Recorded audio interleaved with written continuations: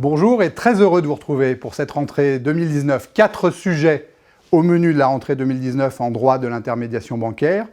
Le tout premier, les obligations précontractuelles de l'intermédiaire en opération de banque. Ça, c'est pas quelque chose de très nouveau, mais il y a eu des décisions de justice et en particulier un éclairage extrêmement intéressant de la Cour de justice de l'Union européenne sur à qui revient l'opportunité de souscrire un crédit. Est-ce que c'est le rôle du professionnel ou est-ce que c'est la tâche du consommateur?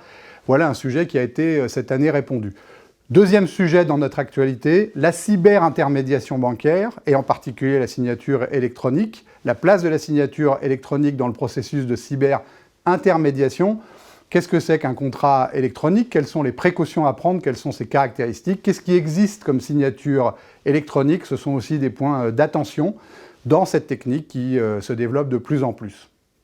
Troisième sujet de rentrée, sans surprise, l'assurance emprunteur au sommet des crises d'urticaire entre les intermédiaires bancaires et les banques, entre les banques et les emprunteurs également, avec beaucoup de nouveautés en matière d'assurance emprunteur et quelques idées ou quelques suggestions sur les travaux qu'il est possible de faire par un IOBSP pour développer l'assurance déléguée. Dernier point pour cette rentrée, le conseil indépendant en crédit immobilier.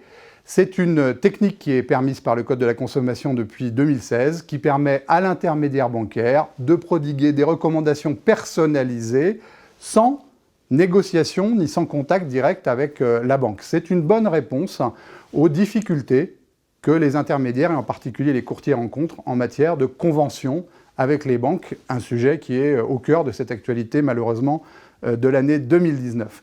Dans chacune des vidéos suivantes, nous allons approfondir le focus sur chacun de ces 4 points.